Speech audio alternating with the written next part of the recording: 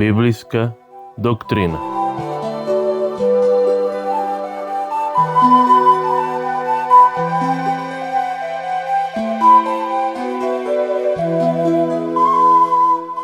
Оваа тромесечие ќе проучаваме тематиката растење во односот со Бога.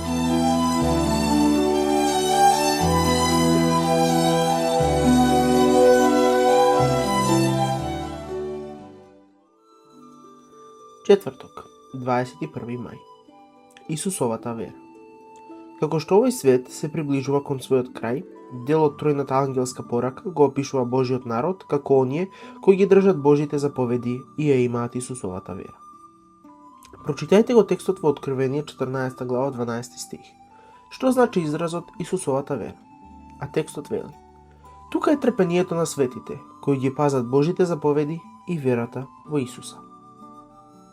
Ако проучувате како адвентистите на седмиот ден го разбирале оправдувањето со вера во текот на својата историја, ќе видите дека во 1890-тите години дошло до утврдување и усогласување на ставовите во рамките на црквата во поглед на разбирањето на верата во Исус и пораките на тројцата ангели. Дотогаш црквата ставала голем нагласок на законот, но пропуштала да стави поголем нагласок на Евангелието. Елена Вајт добро го сумирала тоа. Божите заповеди се објавувани, но верата во Исус не е објавувана подеднакво важно од страна на адвентистите на седмиот ден. Но законот и Евангелието одат рака под рака. Selected Messages, книга 3, страна 172.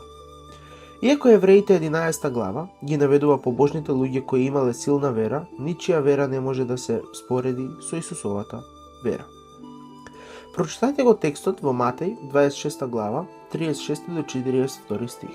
Што ни кажува овој текст за верата на Исус во тој клучен момент? Тогаш Исус дојде со нив на местото, кое се вика Гецеманија, и им рече на учениците: седете тука, додека јас отидам онаму да се помолам. И ги победе со себе Петра и двајцата Заведееви синови и почна да тагува и да се вознемирува. Тогаш им рече: мојата душа е длабоко натажена до смрт. Останете тука и бдејте со мене. И отиде малку понатаму и падна на своето лице и се помоли велејки: татко мој, ако е можно, нека ме одмине оваа чаша, но не како што сакам јас, туку како ти.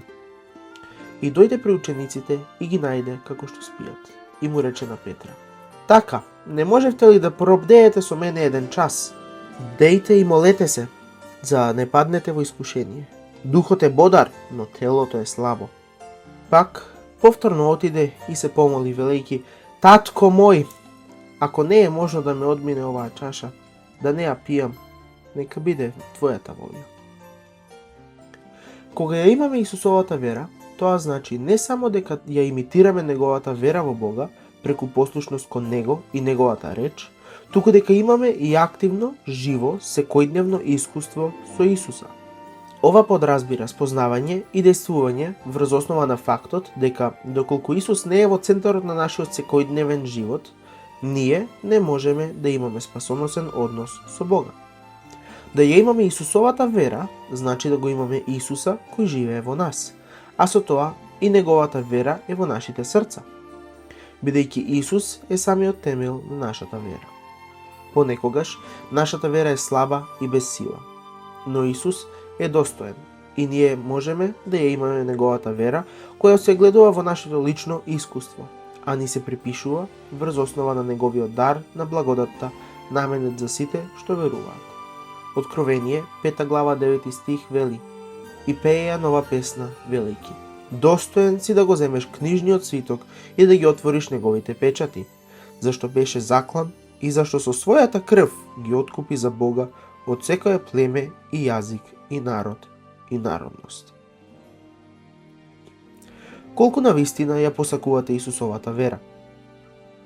Понизно барајте од Бога да ви ја даде и повикајте се на стихот во Евреите 11 глава 6 стих како ваша лична молитва велејки: Господи, без вера е невозможно да ти угодам на Тебе. Доаѓам кај Тебе и верувам дека ме наградуваш и дека ќе ме наградиш кога те барам од се срце. Го правам тоа токму сега. Евреите 11 глава 6 стих вели: а без вера не е можно да му се угоди. зашто кој му пристапува на Бога треба да верува дека има Бог и дека ги наградува оние кои го бараат.